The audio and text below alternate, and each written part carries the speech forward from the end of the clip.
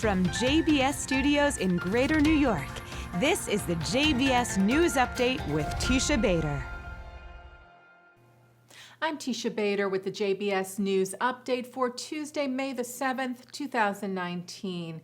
Israel today remembers its fallen with the beginning this evening of Yom HaZikaron, Israel's Memorial Day.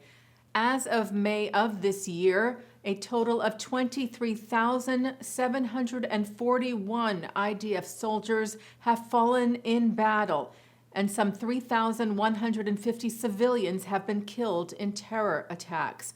4 of those civilians were killed just this past weekend by rockets fired at Israel from Gaza. Yom HaZikaron began with a 1-minute siren that was sounded throughout the country at 8 p.m. Israel time, bringing its residents to a complete standstill. Ceremonies followed, including the main state ceremony at the Western Wall in Jerusalem, with Israel's President Reuven Rivlin in attendance, memorial songs sung at Rabin Square in Tel Aviv, and a memorial event at the Knesset, also attended by Rivlin, as well as by Israeli Prime Minister Benjamin Netanyahu. Addressing a memorial event earlier today, Netanyahu spoke of Israel's resolve. He said, 75 years ago, we were ash. Today, we are a rising world power. Since our national rebirth in our land, every generation stands firm against those who seek our harm. We do not rush to battle, but we know that our willingness to sacrifice is what guarantees our fate.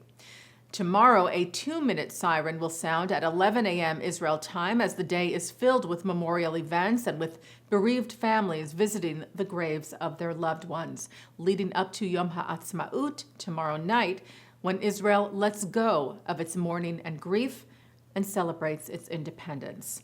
And here on JBS, in solidarity with the people of Israel, we interrupted our programming earlier today at 1 p.m. New York time, which was 8 p.m. Israel time, to sound the 1-minute siren at the same time as was heard in Israel. We will re-air that siren tonight at 8 p.m. And we will observe tomorrow's siren as well, which again will sound in Israel at 11 a.m. Here in New York on JBS, that will be aired at 4 a.m. Meanwhile, the situation in Israel remains quiet since a reported ceasefire went into effect early yesterday morning. The Times of Israel reports, citing an unnamed senior Palestinian official, that Israel agreed to implement a number of measures within a week, including lifting some restrictions of Gaza as part of a truce deal. Israel has not made an official comment on the ceasefire or its agreements, but yesterday Netanyahu said of the IDF's response to the rocket assault on Israel this weekend, "We changed the rules of the game, and Hamas knows this well," adding that the campaign is not over and requires patience and judgment. "We are preparing to continue," Netanyahu said. "The goal was and remains to ensure the peace and security of the residents of the South." Israeli ambassador to the United Nations, Danny Danon, led his counterparts at the UN on a tour today of the southern Israeli city of Ashkelon to show them some of the devastation caused by the rockets from Gaza this weekend. The ambassadors saw the home of 58-year-old Moshe Agadi, who was killed by a rocket that slammed into his front yard. They also toured a school in the city that was damaged. Danon said, "We came to Ashkelon in order to strengthen the residents of the South and show the world from up close the aggression of Hamas." He said the time has come for the Security Council to designate Hamas a terror group that carries out double war crimes and uses its citizens as human shields. And this, he said, will be my next move at the UN. Israeli news service TPS reports that the Islamic Jihad terror group admitted that a Palestinian woman and baby killed this weekend in Gaza died as a result of a rocket malfunction in Gaza and not by an Israeli airstrike.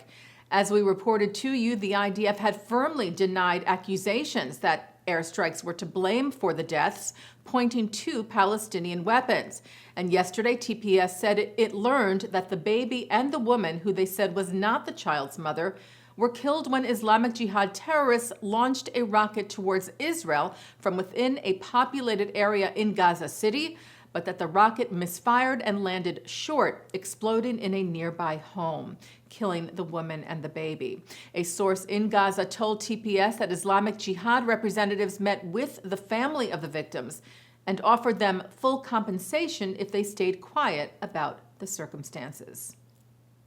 Israel's space agency will invest $5.6 million into a second effort to land on the moon. After the crash landing of the Israeli lunar lander Bereshit last month, the Jerusalem Post reports that Science and Technology Minister Ophir Akunis told a cabinet meeting Sunday that the agency also was asking NASA to be more involved with this next attempt, saying, "I have no doubt that the decision to double the government's support and deepen cooperation with America's space agency will contribute to the success of Bereshit 2 and its successful landing on the moon."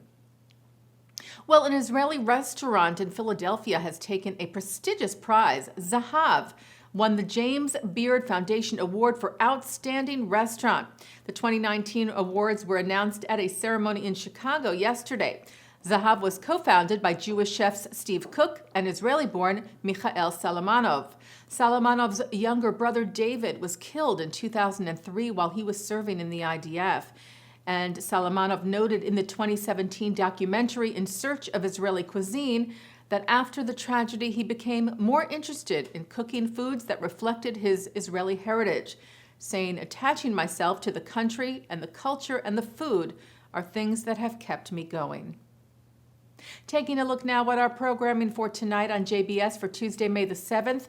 Special programming, of course, tonight and tomorrow for Yom HaZikaron includes at 7 o'clock Benny Morris talking about Israel's War of Independence, followed by an in-depth look at the history of the Israeli-Arab conflict from 1880 to the present.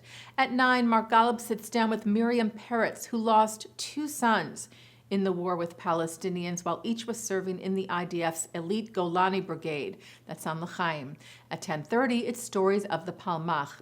And remember, we will re-air the Yom HaZikaron siren here on JBS at 8 p.m. Eastern tonight. And that's the JBS News Update for Tuesday, May the 7th, 2019. I'm Teisha Bader.